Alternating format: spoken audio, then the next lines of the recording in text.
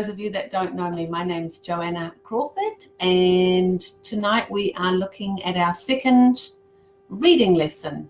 What we're going to look at tonight is one of the tasks in the reading test, which is the gap fill summary type questions, all right? So it's a summary of the reading, and the task is to fill in the missing words. Okay, so there's mainly three different types of gap fill that you might encounter. The first one is where you are given a bank of words to choose from. So that makes it probably a little bit easier in some ways if you are able to choose from words that have already been given to you. Oh, that's not very clear. Sorry, guys. Not too clear, is it? Is it clear for you? Not clear for me, really.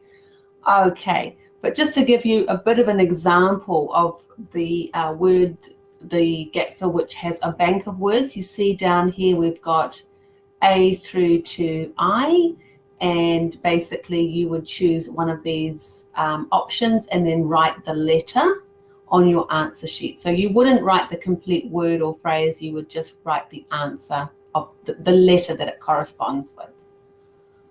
Okay, is that clear for everybody? Yes. Another type of gap fill summary is the flowchart completion, a flowchart. So when do you think we might need to, when do you think we might see a flowchart? Anybody like to suggest when we might see a flowchart? Listening, okay, yeah, definitely listening. For diagrams, yeah, definitely. Another one starts with P, PR. For processes. Oh, Lakindra, are you talking, love? I probably can't hear you. So maybe just chat in the box, type it in the box for us if you have an answer there. We would use a flowchart for processes. So similar to what you said, Louise, for diagrams, for a process where it would have stages or steps that would be, the reading would be based on different stages or steps for something, such as, I'm not sure really how to make paper from wood, for example, that kind of thing.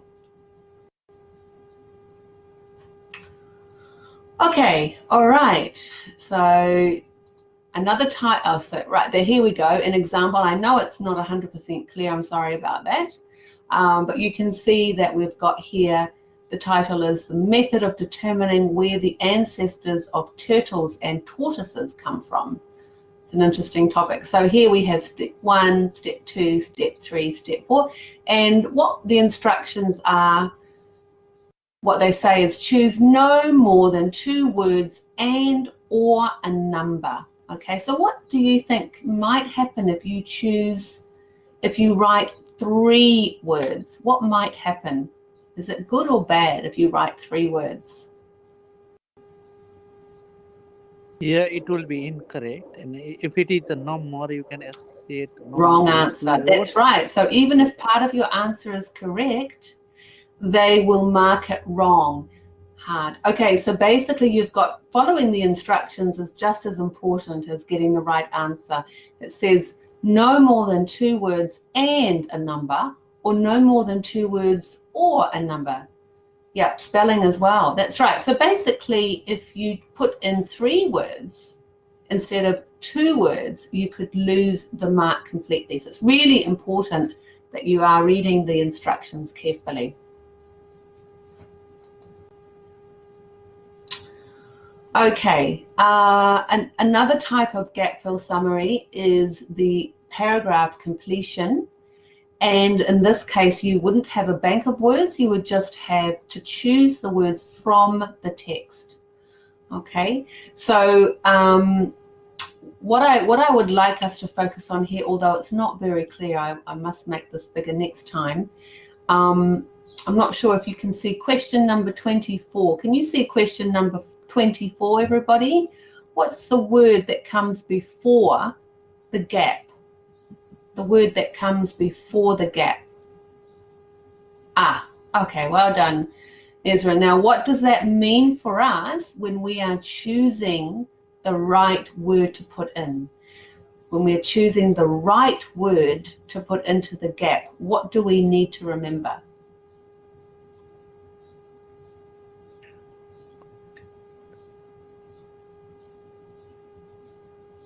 If the gap comes after an article such as a or the, what type of word do we need to put in the gap? The noun should come there. Oops, Any sorry, I noun? need to put my scroll down. Right, okay, very good. A noun. A noun comes after an article. Okay, so in this case, we would be looking for a noun to fill in the gap. And, and for question number 25, what can we see there? We've got a noun that follows there. We've got the word problems. What can come before, what type of word comes before problems?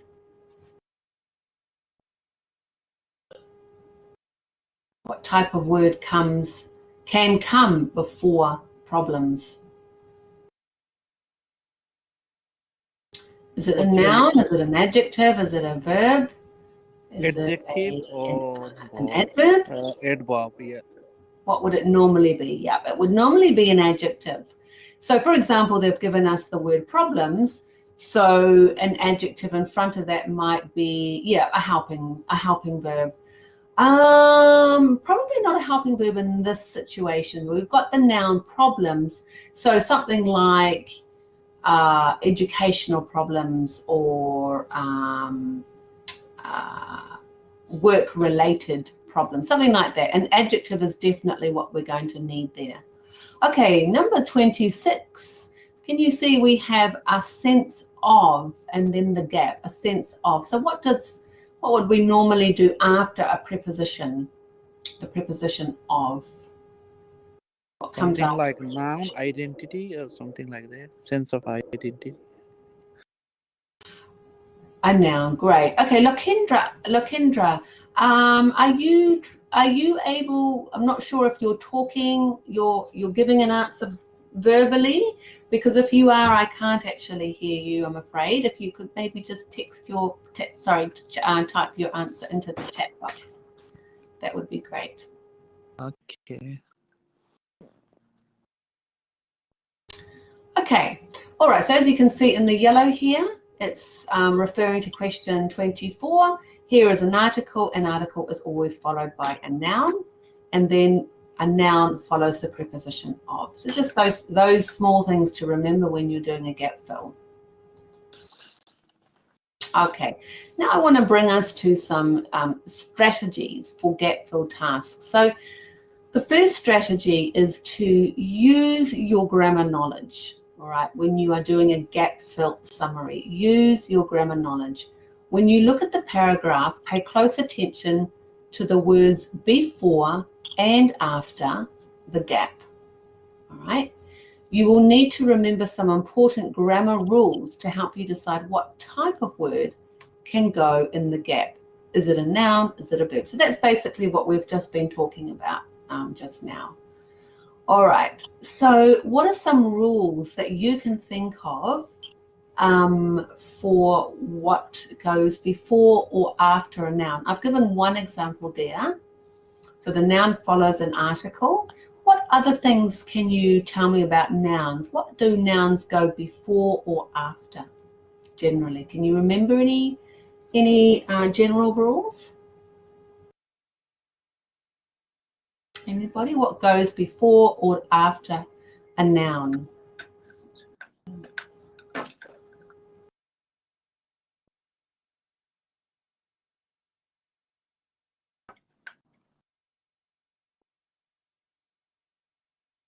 An adjective, yes, an adjective goes before a noun. Well done. What else can go before a noun? Similar to an article, similar to the or a.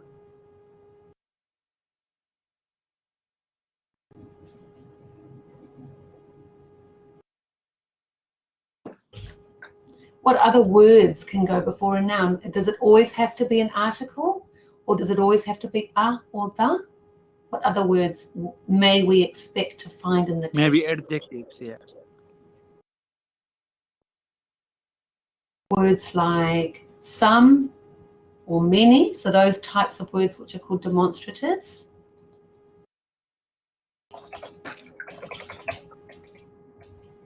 Or even a number, right? You might have a number, 45 students. Or even a prepositional phrase, such as a great deal of.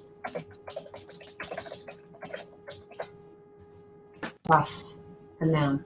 Okay, so it's important that you are familiar with what goes before and after, so to help you.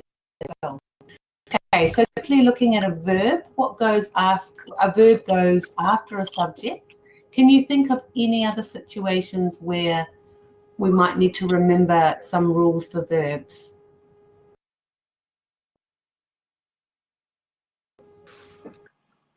When would we, what other words go with a verb? You're very quiet, Luis.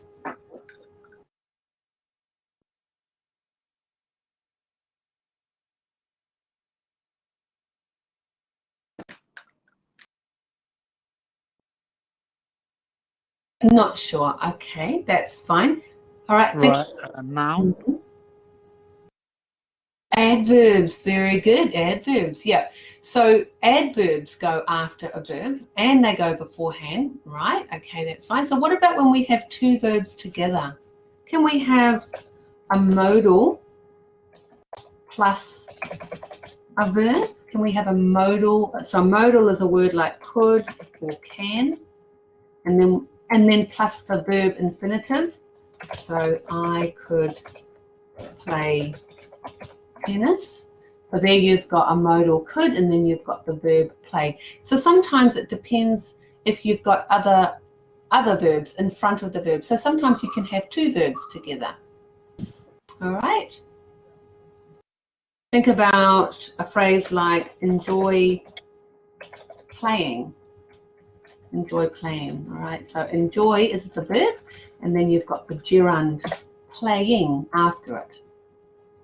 So with verbs, perhaps a little bit more tricky than the subject as well. Yeah. So basically, with your verb knowledge, you have to be aware of all the combinations that can go with a verb.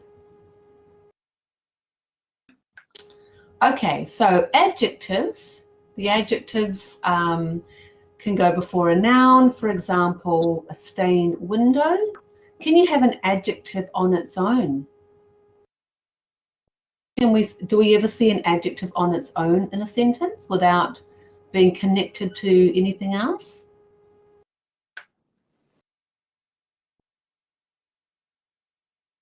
No? You sure? All right. What about something like this? The house is big. The house is big. Okay, so there's the adjective big. So that's just following the noun to the verb to be. All right. So basically, adjectives can stand alone in a sentence. Okay, and just lastly, adverbs. Adverbs can go before or after a verb. Who can give me an example of an adverb? You can type an example of an adverb. What do adverbs normally end in?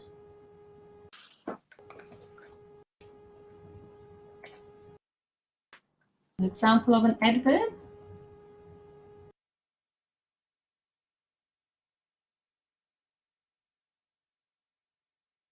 Anybody?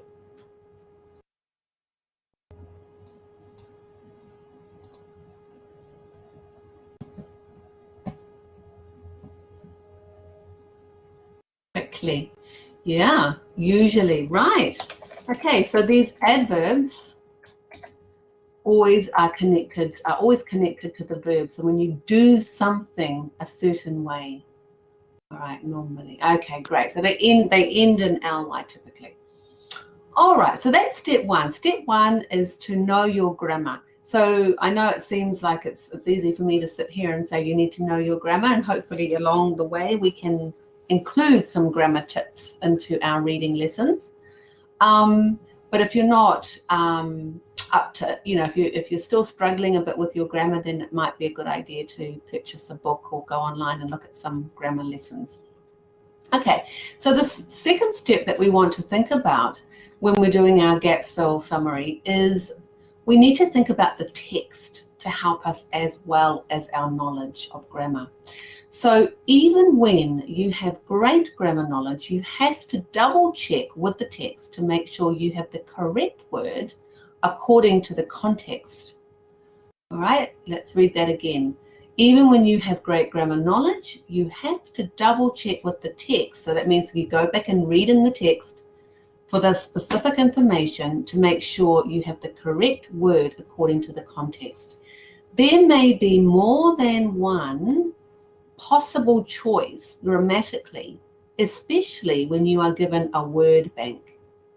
Okay, therefore you always have to go back and scan for keywords to make sure you get it right. All right, does that make sense, everybody? So even if you're given a bank of words, let's have a look at this bank of words here, even though it's not clear. If you were to go through and say, okay, that needs a verb, that needs an adjective, that needs a noun, that needs a verb, and then choose in here which were verbs and which were nouns, and then just put them in, that wouldn't be enough. All right, they're going to give you more than one choice to make sure that you go back to the text and you scan for your key information that is in the sentence. And we're going to have a little look now at an example reading.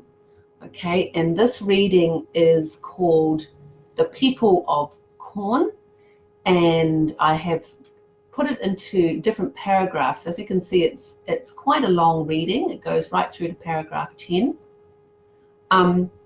But just to give you an idea of a summary, a gap-fill summary, my question to you is, do you need to read the whole text to do the summary? Yes or no?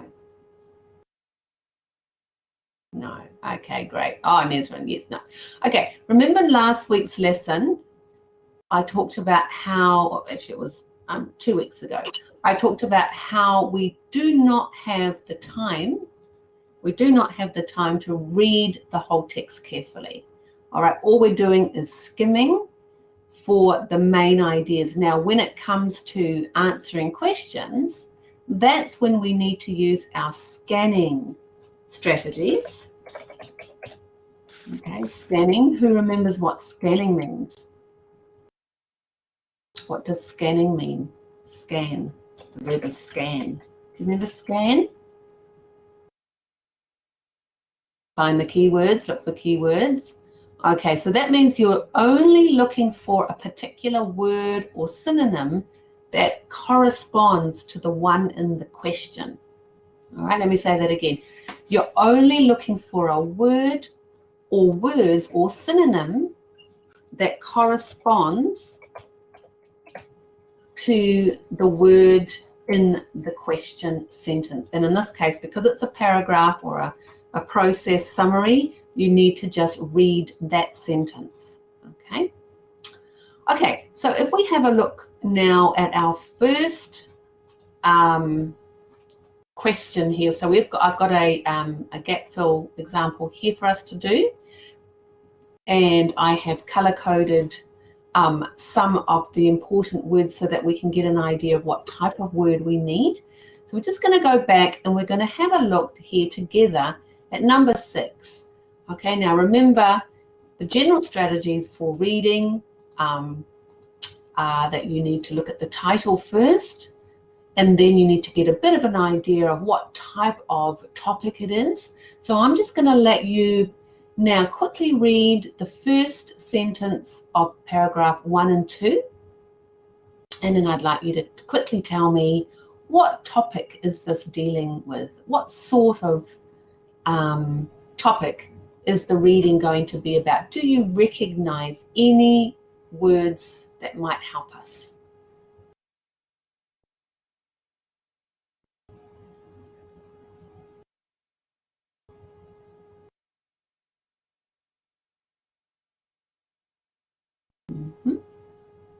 Mexico. Good, excellent. So yeah, we've got the context of the place. It's a country. It's Mexico. All right. And who can tell me what corn is?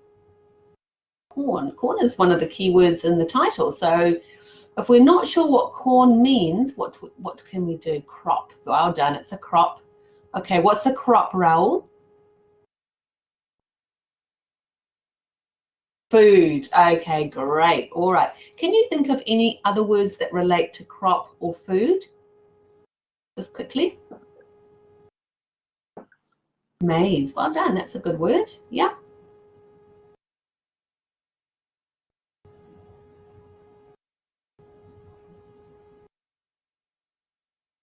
Okay.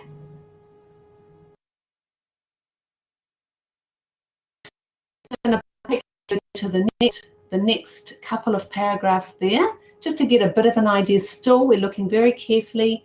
We're looking very briefly at the beginning of each paragraph.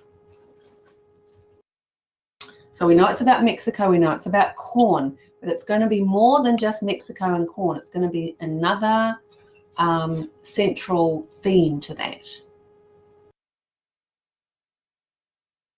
Flour, yeah. Flour is also related to wheat and a type of crop. Yep. Plant. Yep, good. Plant, that's it. Okay, so now we're getting into paragraph 3 and paragraph 4.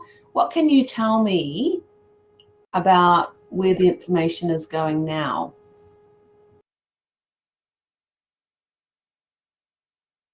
Lots of unknown words here, I'm sure.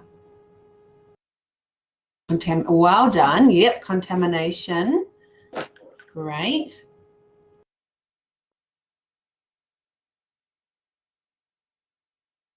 Okay, so that's really good. That's really good, Raul. You saw the word contamination there. What does it mean?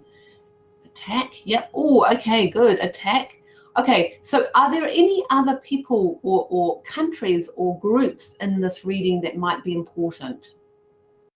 We've got the word Mexico. Can we see any other groups of people? Central America? Yep, okay, so we've got Mexico and Central America. Yeah, okay. How about another group or... All right. Okay, might need to go on to the next page there just to get a quick look at another important group or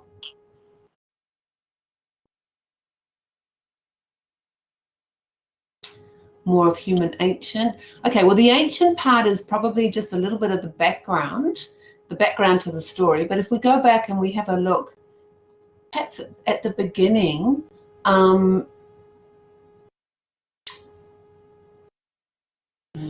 okay, one moment, please.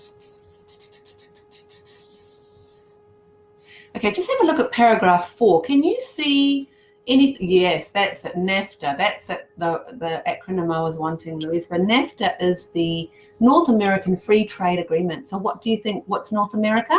Who is North America? All right, the USA. Okay, so we're getting a bit of a picture now of Mexico and NAFTA and corn, and possibly some problems with their harvesting of corn.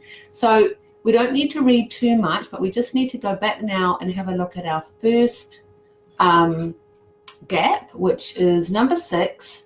And the sentence reads, for thousands of years, corn has been a very important something in the Mexican culture. Okay. All right, so we're going to go back to the beginning paragraph to see if we can find our answer there. Is it in paragraph 1?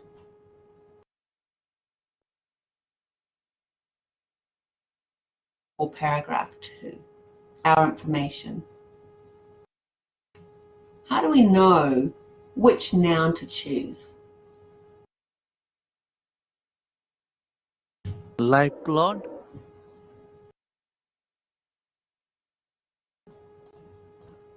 All right, so reading the sentence again. For thousands of years, for thousands of years, corn has been a very important something in the Mexican culture. Now, it may not be just a simple case of going to look for a noun. What other things do we need to consider? We need to consider the word millions of years, right? Can we find that information?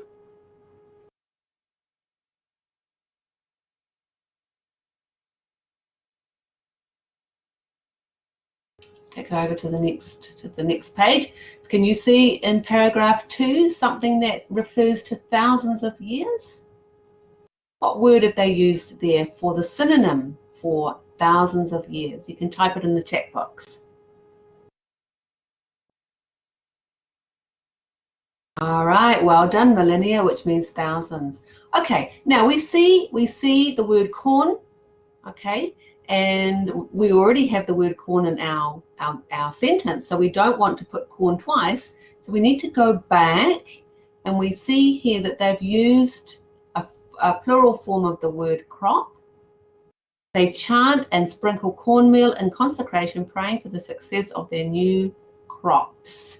Okay, now be careful because that says crops, okay? And question number 6, how do we know not to put crops? If we put crops, it's going to be wrong. Why?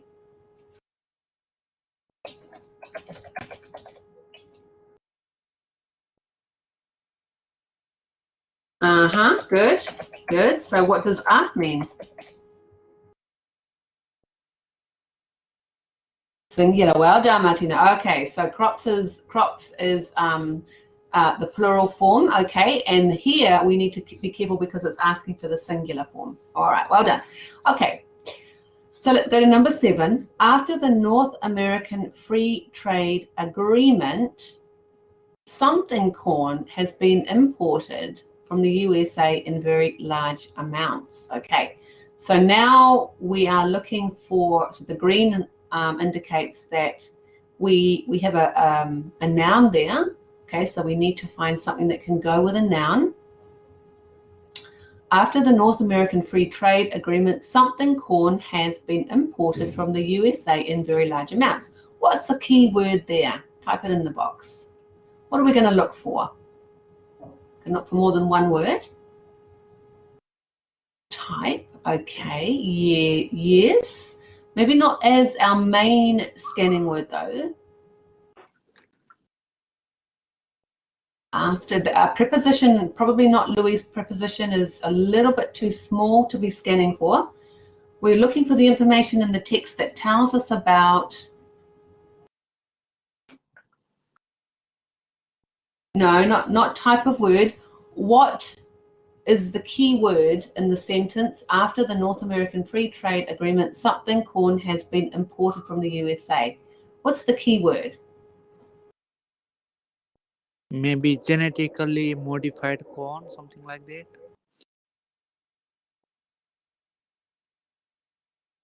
Okay, there you go. Imported. All right, so we're looking for the information about the imported corn from the USA. All right, so let's go back. Imported corn from the USA. Okay, can you see which paragraph it's in there? Imported, yes. Which Imported paragraph corn, can you yeah. see anything about imported corn? Paragraph 4, there you go. So we have the information about NAFTA, and then we have US, and then we've got the contamination of native varieties with genetically modified. Okay, so those are our 2 words that we need to pop into the gap. Sorry, I also forgot to tell you what our instructions were. So what's our instruction? That we cannot use more than 2 words from the passage. So it's only 2 words. We can't put 3, we can't put 4, but we can put 1 and we can put 2. Okay, so genetically modified is absolutely fine for question 7. Everyone happy with that one? Genetically modified? Everyone happy? All right. Okay, let's move on now to number 8. Mexican business people hoped that this would mean that Mexican farmers had to get jobs in factories and that their something would increase. Okay, so green indicates that here we're going to need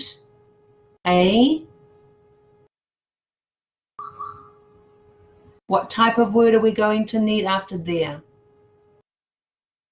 Okay, a noun. And what is one of the key words in this sentence? Something would increase. What's the key word? Very good, Louise. Something would increase.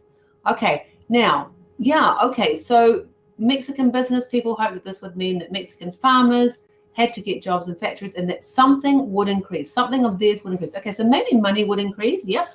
Let's go back and see if we can find anything about money. Okay, so I've given it to you there in paragraph 5, but I want you to read that sentence first in paragraph 5. Okay, so a decade ago, Mexican bureaucrats and business people had it all figured out. NAFTA would drive uncompetitive maize farmers from the countryside to work in booming assembly factories across the country. Okay, so that's all of the background information that we have in sentence number 8.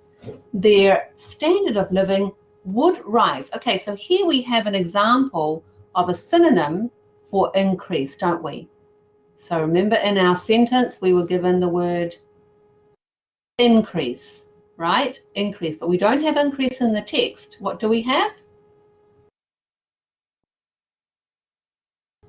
Rise. Okay, so remember I told you last time that it's really important to look out for synonyms just as much as you're looking out for the keyword. Okay, so the standard of living would rise as the cost of providing services, etc., etc., etc. Okie dokie. Right, let's move on to the next one. Number 9. Instead of this result, the farmers suffered from the low price of corn and people had to pay more for their corn. The farmers wished that the government had something them during this time.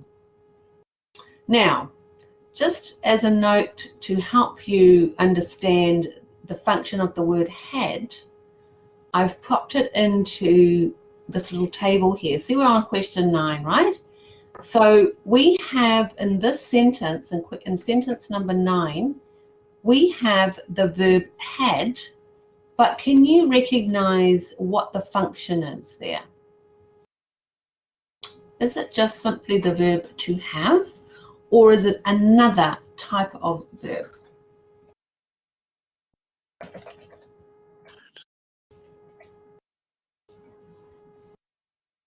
So remember, have is a verb, a normal verb, but it's also a helping verb. What's a helping verb?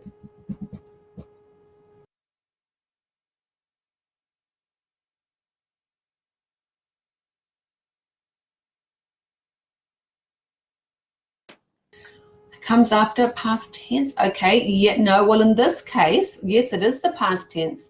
It's actually called the past perfect.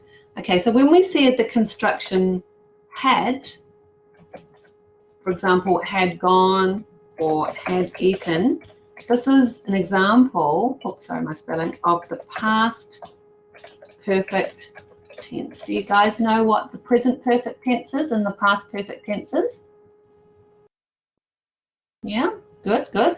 Okay, so here we don't actually have a verb and then another type of word. We actually need to complete this past perfect construction. So we need to have what is called a participle. Okay, so if I give you a participle, it would look like this. Eat, eaten, say, said, drive. What's the one for drive? Driven. We're talking about a participle. Driven. Okay, great. All right, so what we need to remember here is for number 9, that this is a construction, like it's a construction which is the past perfect tense. So we need a participle here. All right, so that's what I've got here for question 9. Past perfect construct needs a participle. So we're going to go back now and look for the participle. But we also need to be scanning as well for which keyword for number 9. What's our keyword that we need to look for? Government.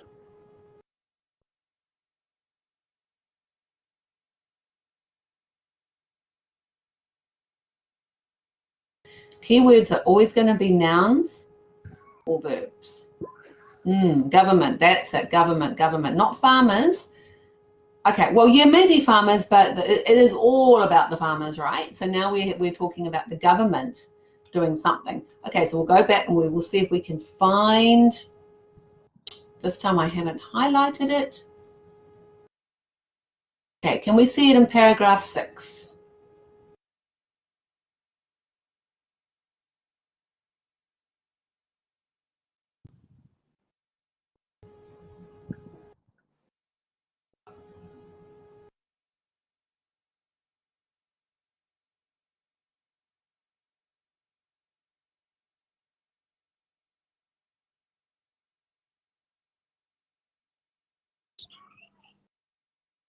Okay, so we're looking for a participle. So a participle normally ends in ed if it's regular. Okay, can we see anything here about government? Not yet. So we go up here, we can see the government here. Now, quickly we can see here, here's a participle. Be careful, be careful. Are you going to want to put this participle in, or is it going to be a different one? All right, let's go back to our gap, just checking again. The farmers wish that the government had something them. So we need a participle. It's a verb plus ed. Now we might not find it exactly in the text with an ed, but we will definitely find it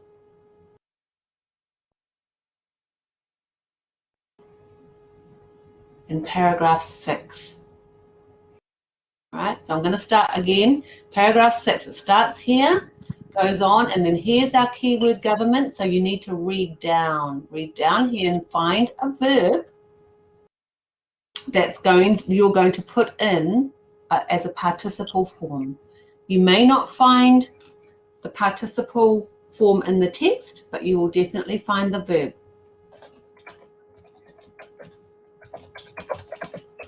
So looking for the verb now.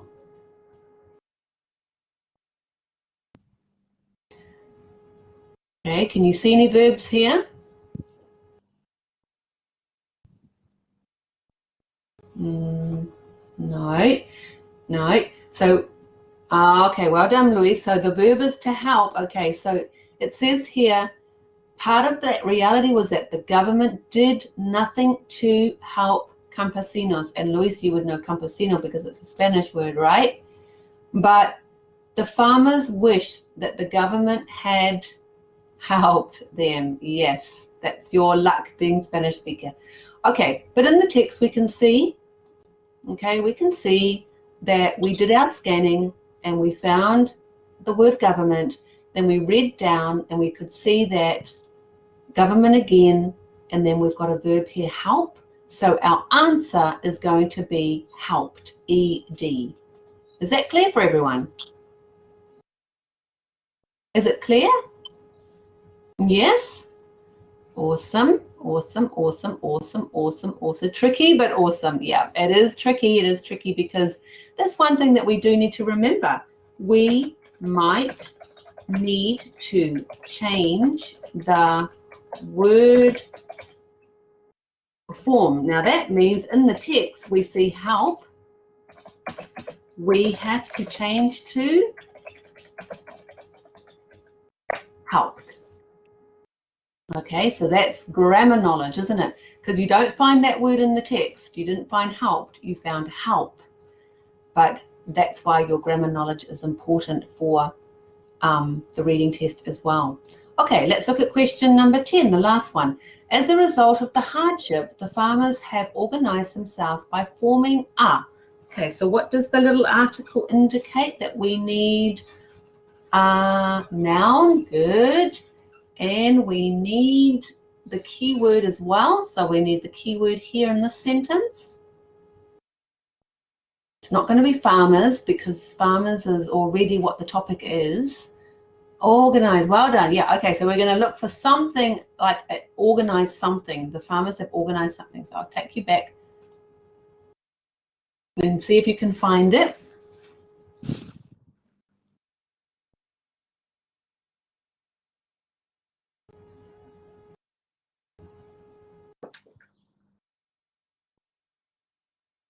Well done. Okay, yeah.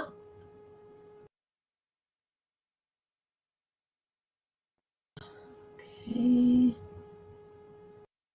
This could be tricky now because I've actually put a line under it to help you, but you can see here that there are other nouns as well. We've got forum and we've got action. Okay, we've got forum and action and movement. Yes. Why can we not choose action as our noun?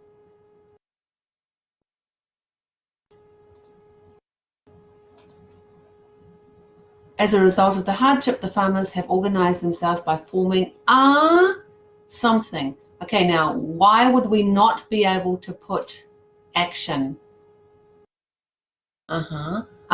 Good, plural as well, but what's the problem with action? What's the problem there? Can we say action?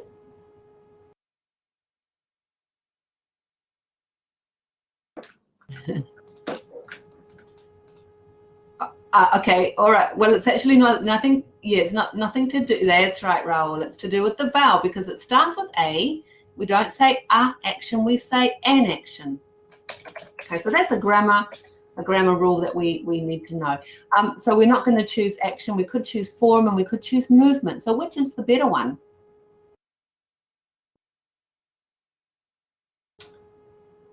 Okay, all right. So why would form be better than movement? They formed a movement or they formed a forum? Which is better?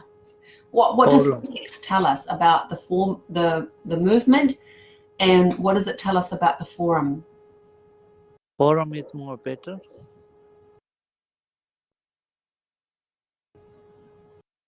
If you read closely, a movement to protect local maize varieties is not a membership organization, but a series of forums.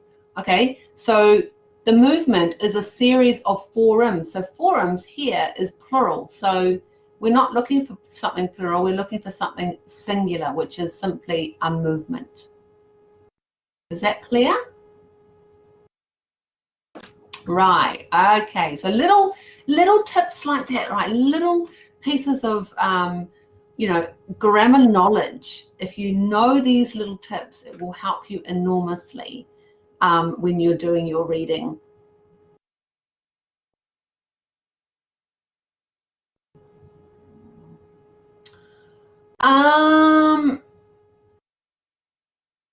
Okay, so that's an interesting question. So what word would you want to change, Martina? So you're saying that, yes, in the last part we did change the word form to a participle. So what would you want to change here? I'll put you on the spot. Sometimes it's just the answer is actually forums to form. Well, no, because it's quite clear that these are forums. They're not talking about one forum, they're talking about forums. So yeah, when it comes to nouns, no, it's usually something that we don't change because it is what it is. It's a noun, it's either plural or singular, right? But yeah, no, it's a good question and you're on the right track. However, verbs, all right, are something that we change. We can change types of nouns, all right? So for example, we could change, so for example, if we had something in the text that was a verb like produce, then we could change it to production, something like that. So we could change a verb to a noun, but we can't change a singular noun or a plural noun to a singular noun or vice versa. That's a good question. Does it answer your question, Martina? Ah, yes, that's good. Good to see that we can definitely change verbs.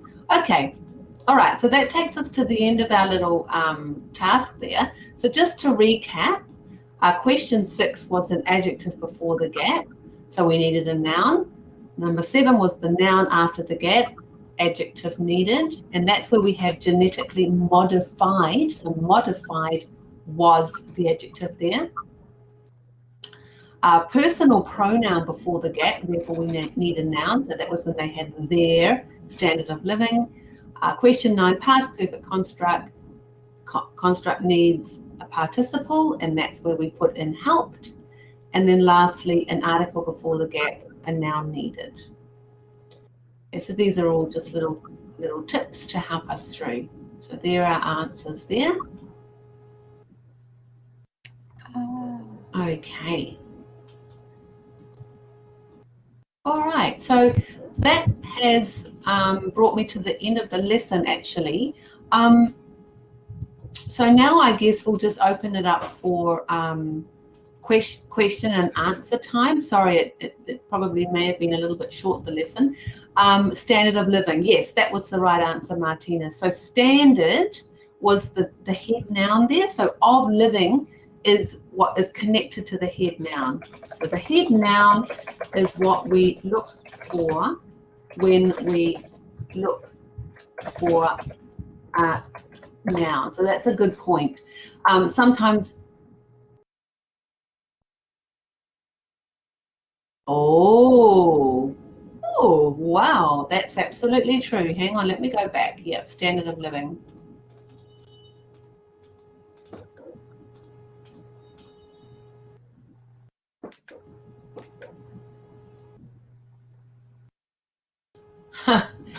You're right. You're absolutely right. Okay, I'm not really sure actually. I need to go back and check that because that must be a mistake here with the instructions.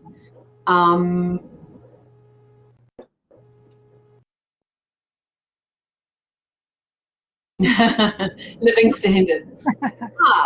All right. Yeah, it would work, but not livings, but just it is, but maybe I got it wrong. Okay, that's very good that you picked it up.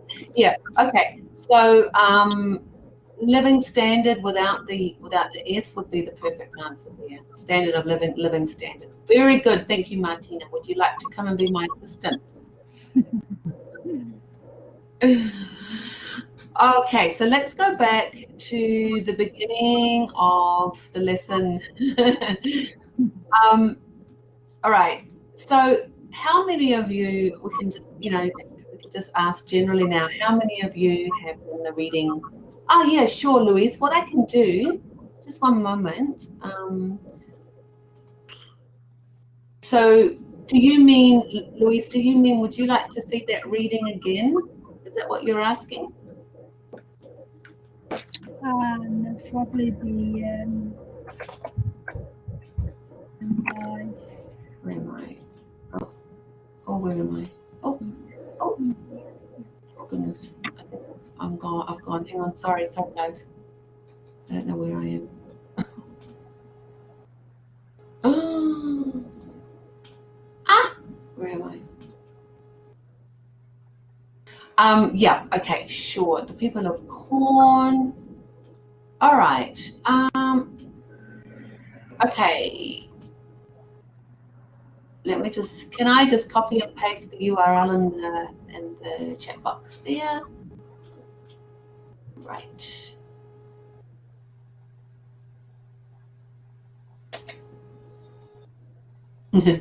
All right, while we're doing that, I will just quickly have a quick look to see what the answer was for that, because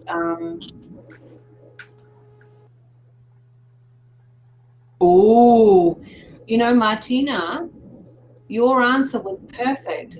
Living standard. You know that here in the answer screen of the website, it says standard of living. So yeah, they've made a mistake. They've made a mistake in saying that it was standard of living. Living standard would have been the correct answer. Okay.